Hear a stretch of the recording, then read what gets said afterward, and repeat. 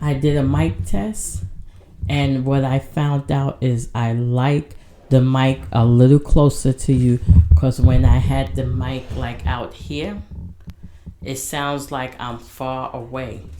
And when the mic is a little closer, it sounds clear, a little bit louder. I don't know what you guys think. Tell me what you think.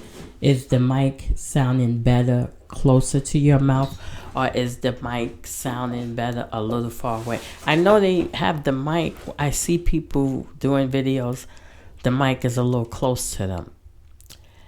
And I was saying that it might be good this far, but if you was facing the mic and you was talking in the mic, this might be good.